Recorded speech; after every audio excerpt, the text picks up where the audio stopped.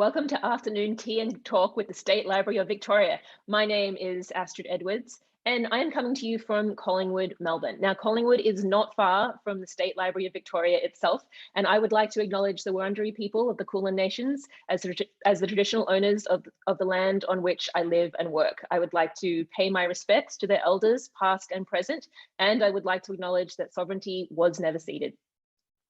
As I said, my name is Astrid Edwards, and I am a podcaster and a bibliophile, and my favorite thing to do in life is to talk to writers and thinkers about how they do what they do. And it is my great pleasure to introduce you to Dr. Rebecca Huntley today. Hello, Rebecca.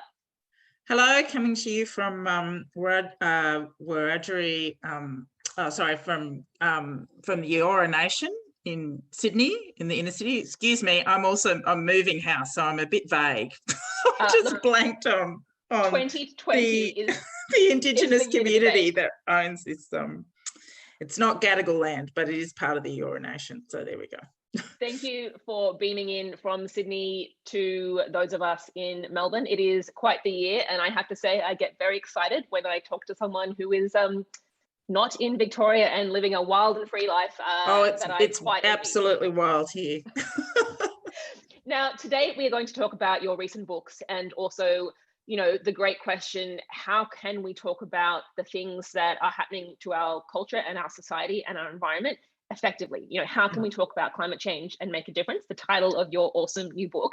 But before we do that, I would just like to remind those of you who are watching, you can ask Rebecca questions. All you need to do is type your question into the State Library's website, and you will need a code. It's #AfternoonTeaAndTalk. So any questions for Rebecca, please type them in and send them through, and we will make sure they get answered. Now, Rebecca, you are one of Australia's most experienced social researchers. You research us and you help us understand what we are thinking and how what we think might actually, you know, impact what we do. One of my favorite things that you have written is actually this book that came out last year, yeah. Australia Fair. Look, I really love the quarterly essay series, and I really respect it. And I guess my question to you is a little bit vague, but I find this year really difficult to understand. I think about and I'm worried about so many different things, and sometimes they conflict. So my question to you as a social researcher is, how do you approach figuring out how people like me think and how that might, you know, change our vote or affect our actions? Yeah, look, this is both a year which is an anomaly, but also is preparation in many ways for new ways of thinking and new ways to tackle issues. So, I mean, we were talking about this before we went live. You know, there used to be this idea that, you know, of crisis leadership and crisis management, that, you know, there'd be times where people would be under stress and pressure, and you'd have to approach decision-making, conversation, communication differently than in normal times. And now I think the extensive nature of COVID and the economic recovery and the uncertain trajectory of recovery, both in terms of the health and the education and all the other crises that face us, including climate change, means that we can't really talk about crisis leadership or crisis communications anymore. That is just how we need to talk and how we need to live. At the very early stages of COVID, when there were lots of surveys about how people were thinking and, you know, how they were feeling and how long it would last, I remember thinking, this is all very well and good, but I mean, if you polled me at 11 a.m, I might say something very different than I did at 1 p.m. And I think for Victorians who wake up every morning, you know, perhaps seeing that the numbers are, you know, in single digits and feeling elated, but then later on in the day, not so much. So measuring the response of people to something while they're going through it is a really fraught endeavour. And it's one of the reasons why we need to take all of the different metrics of how people are feeling from all different kinds of researchers and thinkers and people on the ground, and try and find a way to aggregate that and then work out how we go forward from that. I think that it is a really interesting time to be a researcher, but it's also a time in which I realise that, you know, how people feel when they're in the middle of something is not always is something that we need to understand, but it's not always the best guide for decision making. certainly for people with their hands on the levers of power.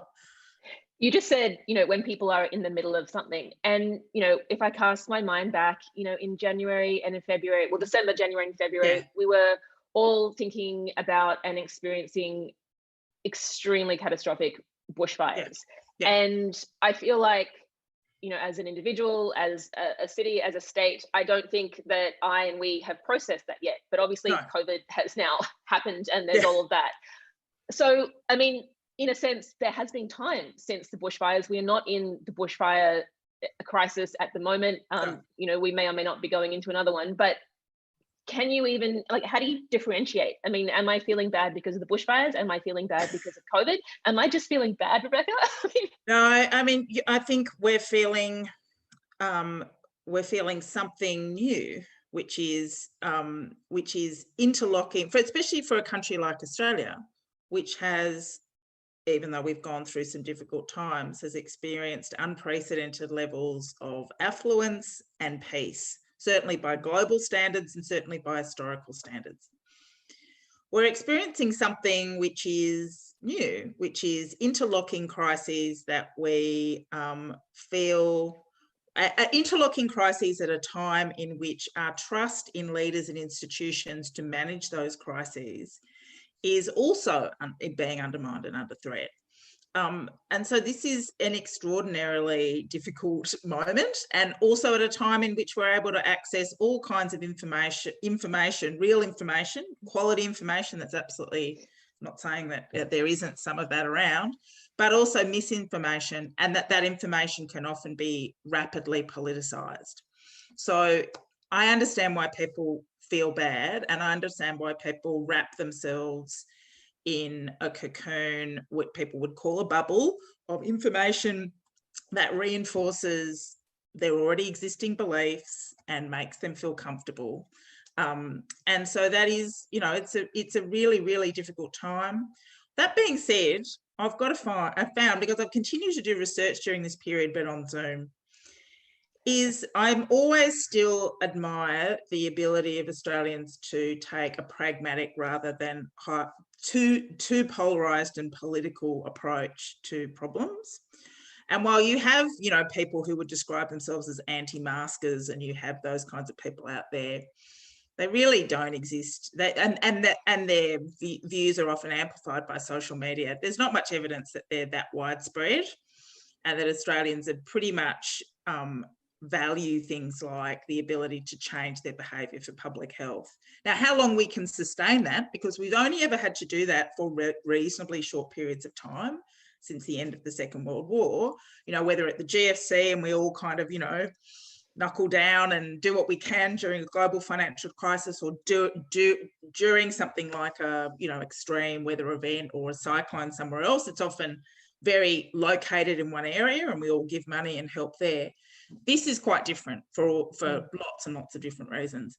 And again, and on top of that, we're also saying, whether Trump is re-elected or not, and that isn't going to change what is generally also a scary but persistent strand of kind of populism, which is that there are easy authoritarian responses to complex social, political, and economic problems.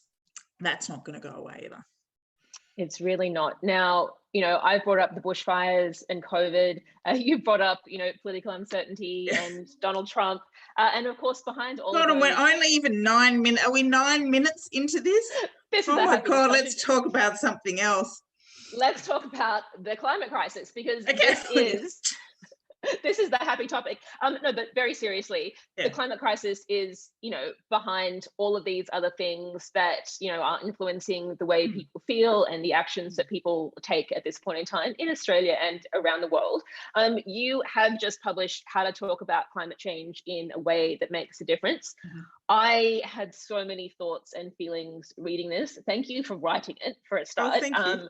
It is such a useful contribution to everything that has been written about the climate. Before we go deep into this book and your motivations for writing it, I just wanted to ask you a little bit about your experience being trained or joining in Al Gore's Climate Reality Leadership Core. That sounds kind of cool. Yeah, it was very cool. And it seems like a long time ago, but it was in Queensland last year. He came and he brought a whole lot of fantastic climate communicators from around the world, particularly from the Asia Pacific. There were some wonderful representatives from the Torres Strait speaking there. Went on for 3 days, and there were 800 people there being trained to talk about climate change, not only to understand the science, but also understand how effectively to communicate to their the groups in which they had influence. I was really impressed by the fact that the diversity in all kinds of ways of the groups there in that room, reaching out to audiences and communities beyond the environment movement. The environment movement, even though I'm an entrenched member of the environment movement, I know that it can only, it's not the messenger for everybody, for every community. And a fantastic time there. Al Gore is such an extraordinarily passionate and impressive human being. He actually chaired a lot of the panels and knew a lot of the different people. So he did a lot of the interviewing. He had extraordinary energy over those 3 days. But you could feel his desperation, and the desperation for him comes from the fact that really, when he first started doing this, renewable energy was small, evolving, and expensive. You really had to argue pretty hard. You had to do this kind of value, what Simon Holmes calls a value stacking thing. Oh, yes, it's much more expensive, but blah, blah, blah, blah, blah. Now it's just cheaper. It's just cheaper. It's better not just in the long term or the medium term, but literally right now. Massive investments from a lot of our trading partners and in renewable energy. So the value proposition is there, but the political action in places like Australia and America is lagging. So you can kind of see his frustration, which is that this makes sense, but it's still not happening. But it was really interesting to see him, in full flight over that time. I don't know where he gets his energy. Well, look, it's his driving force. His energy is renewable, that's for sure. So did the idea for your book that you managed to publish in a global pandemic, did that come from this experience, or were you already working on this book and that was just one of the experiences that went into it? If you had told me 3 years ago I'd be writing on climate change, obsessed with climate change, working with the environment movement on climate change, I wouldn't have believed you. No, I woke up one morning and I write about it in the book. Very early, and turned on the television and saw the children's climate, the students' climate strike. And, with absolute clarity, felt that those young people who are around about the age of my oldest daughter were challenging the parent and grandparent generation, which is, we don't have a platform, we don't have any power, you are creating an unlivable world for us through your inaction, do something. And it felt quite personal to me, and quite felt like they were actually talking to me and to the people around me. And so I kind of sat down on the couch being concerned about climate change and believing, and woke up and stood up, literally 5 minutes later, deciding that all of my professional life would be directed towards research on how people respond to climate change messages and how we can better communicate the solutions. And that's pretty much what I've done since that moment. It is what you've done. So you just relayed to us your personal, that moment when you changed your mind. Like, the title of your book, in a way that makes a difference, right? Yeah. Like, implicit in your book is the idea that a lot of stuff written about climate change, even if it is factual, hasn't changed anything. Al Gore has been talking about renewable energy for 15 years or more, and it hasn't pushed the needle. So what has been or continues to be the problem when we do write and talk about climate change? Like, why is it not getting through to so many people? No, it's a good point. So the public discussion about climate change is probably about 30 years old. It was really in the late 80s that climate change became something that, or the very process of climate change became something that, data nerds and scientific nerds talked about, and when people actually realised this was going to be a global problem. And so what I call the traditional climate change script about, emissions, heating up the environment, all this other stuff. They're kind of the scientific script, and therefore we have to transition away from fossil fuels to renewable energy as much as possible.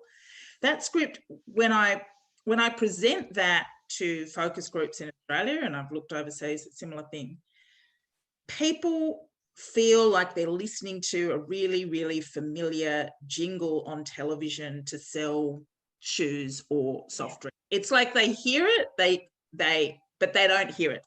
They're both bored, jaded, but they also don't absorb the consequence of that science and the action. So the scientific script around climate change and the advocacy by progressive politicians, the environment movement, celebrities, all the rest of it, has done extremely well. It means that the majority of people in the vast majority of countries believe climate change is real, people are making a contribution, governments need to do something, and we need to transition to renewable energy. Where we need to move now, that there's a limit, right? We've reached the limit of the capacity for that narrative to work. What we need to do now, and this is why we need so many different kinds of conversations in different communities, is to connect what people want for themselves and their community today and in the immediate future with action on climate change. So instead of starting with the science, we have to start with what people value, what they want from the future, and what they fear might be lost. And everybody has anxiety about what they see around them, about changes that worry them. Everybody has a view about where they'd like their community to go. And we can find effective ways, and we have those conversations, to link that to climate action without necessarily having to convince absolutely everybody of this climate script, of the climate science. And that's really what's happening. And when you talk to really effective community engagement people, we talk to effective campaigners, they realise the script has to start with people, their values, what they value, their vision for the future, what they love. And that's the beginning part of the conversation. And that's where we need to push the conversation from this point on. You just mentioned the word loss, and I am so glad you did. I have a question for you, and I'm basically asking you for help, Rebecca.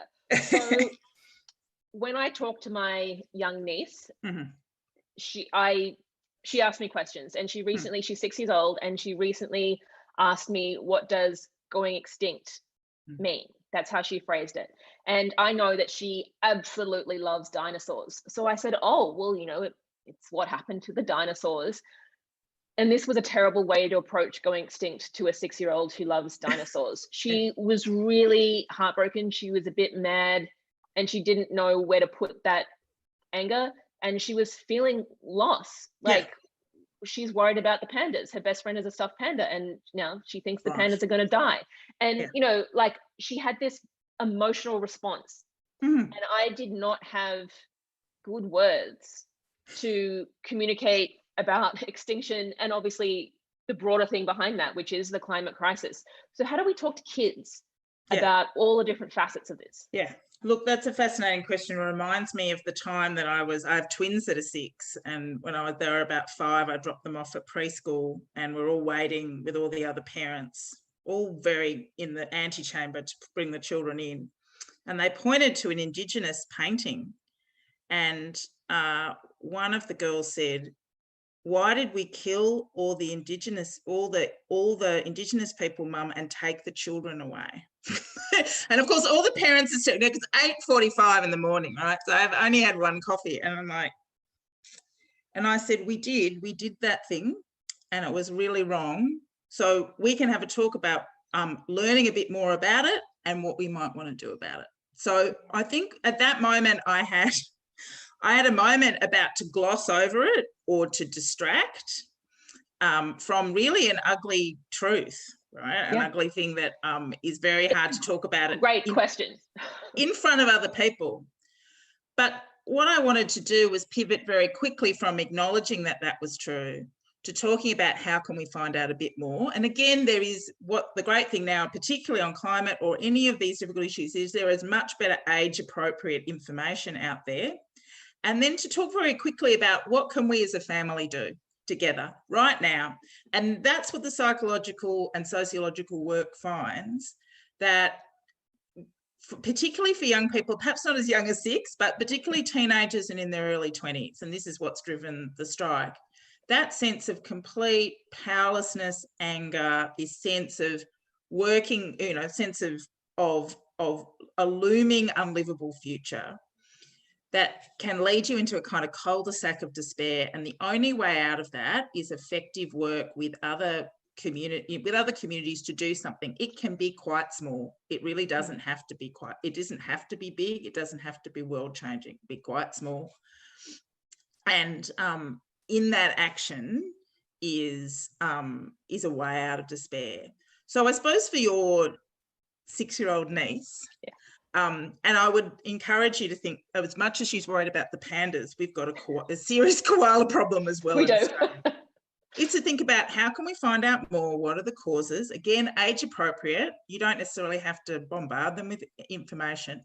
And what might we decide to do? And it can be a very, very small action. When my eldest daughter had a similar conversation with me at 7, we made a decision that at her birthday, instead of presents, she would ask for a small contribution to WWF for the Tigers. And that was something that we did. And then actually that anxiety went away. It came back in different types, but you just got to think about, you think about acknowledge that sense of loss and sadness. Do not gloss over it, because that's equivalent to lying. Thinking about age appropriate information that might be out there that you might share. And then what might we do together? Not just what might you do or what am I going to do for you, but what might we do as a family to address this? And that is that, and it's rinse and repeat. You do that time again, not just with children, but with anybody else around you who might come and say, I'm really worried about climate change but I don't know who to talk to or what to do. And that's what I use, and that's what I found to be reasonably effective. That is great advice. I have some makeup work to do with my niece, which you have now given me the tools to do. Yeah. But I want to apply that to adults as well. So one of the words that is in your book and that I have become obsessed with is solastalgia. Yes. And that is a relatively new word invented by a professor in Australia. And it talks about that feeling of environmental grief and the grief that comes with the loss of the environment and the climate crisis. So that's what adults may be feeling. Some adults may feel that at different points.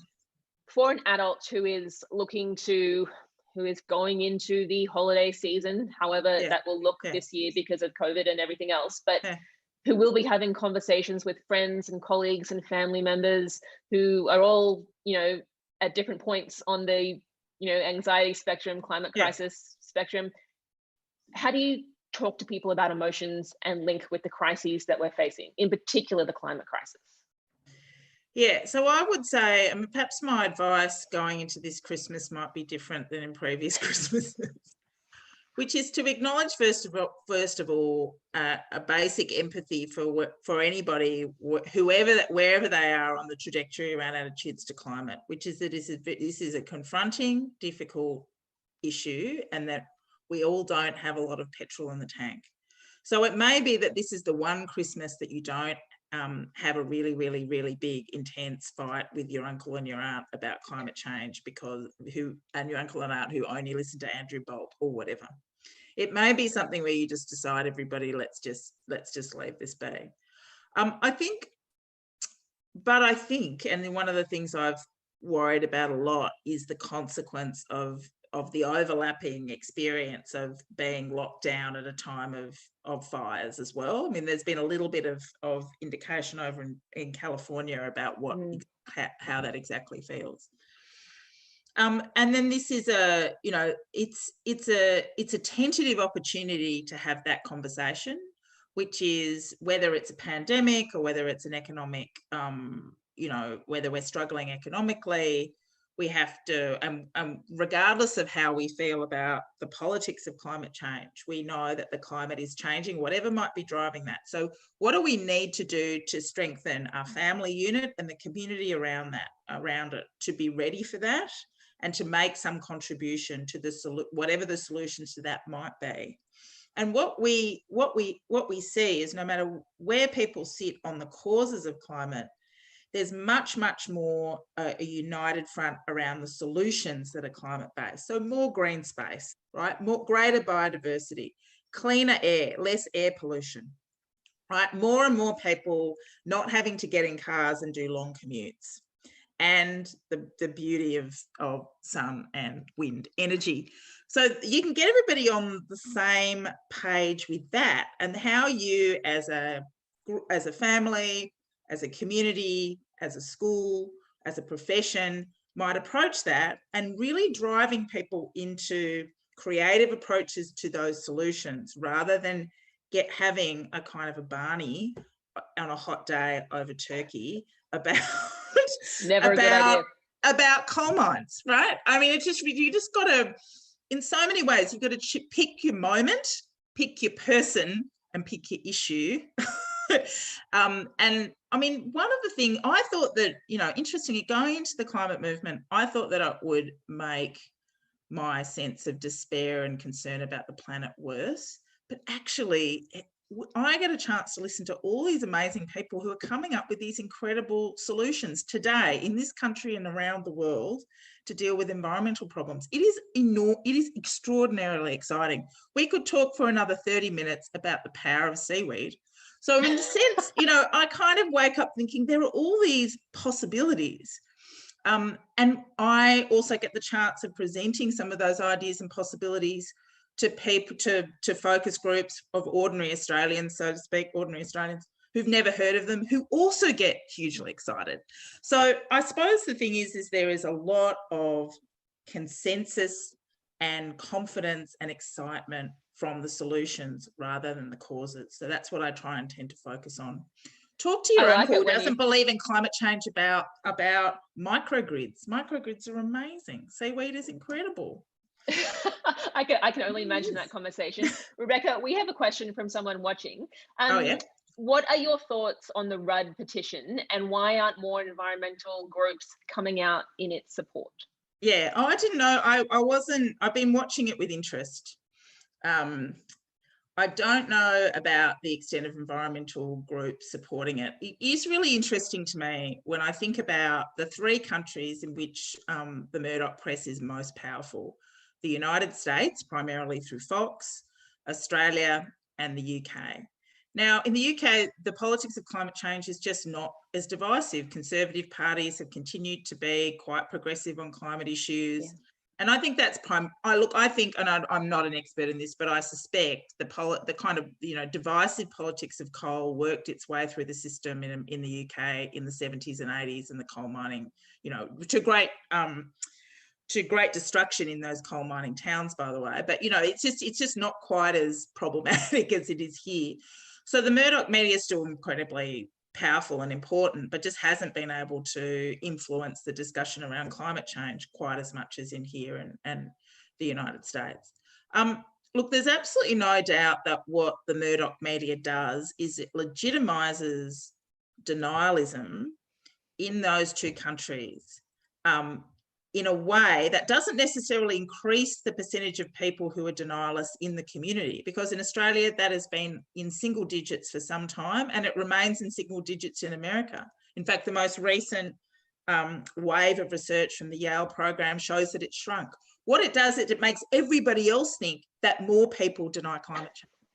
That's what it does. It amplifies it amplifies for the rest of us. You think, oh, there's lots of people who deny climate change, so we still have to have an argument about whether the climate is changing, because we think we need to allow this large group of people in the population, voters and fellow citizens, their ability to air their views, whereas actually they're less than 10%. I mean, and they may in fact only be in Australia 4%. 4%. So, that's yeah. Tiny. I mean, depends on how you define denialism, but it's been in single figures for a long time. But when you ask everybody else who believes climate change is real, how many denialists are in the community? Oh, it's 20, 25, 30. And so we feel, because we're Australians and we want to be fair, that we need to give them an airing, and we don't. I mean, if you think about all the other views that are held by 4% of the population, we never, and some of those views would be genuinely crazy views, you know, we wouldn't feel like we need to do that. So that is the effect of that is the effect of the Murdoch media in many ways in the climate conversation, is that it legitimizes denial in a way that that isn't proportionate with those people in the actual community who hold those views. That is, there is so much to discuss in that as well. Rebecca, we're running out of time, but there is one other question. Yeah, so briefly, can we influence investment in emissions reductions through our super funds? Yes, absolutely. In fact, it's the most powerful thing you can do. And you can do it now, and it's very quick. And once upon a time, you would have paid some kind of financial penalty for that. But depending on where you are, and I'm not a financial investor, go and talk to somebody who's a financial investor, but they will tell you that depending on where you are in your life stage, it's not going to make much of a difference. And this has been an extraordinarily powerful and important shift in terms of climate solutions, is that the big investors, both at the domestic level, the super funds, many super funds in Australia, but also the big investors globally, are shifting away from fossil fuels towards renewables. So you can absolutely do that through your super fund, get advice, but it's very quick, and it's the most powerful signal that you can send through the system that this really matters to you. That is an excellent answer. Rebecca, thank you so much for talking to us today. You have given me homework, and you have given us some tips, good homework, and some tips to make our super funds and our vote matter. So thank you very much for your time today. And for those of you who are watching, this series will be back in a fortnight. We'll be talking to Kate Mildenhall, who is the best-selling author of the remarkable dystopian climate thriller called The Mother Fault. Imagine a woman taking on the climate in a near future Australia. It's fantastic. Enjoy your afternoons. Bye.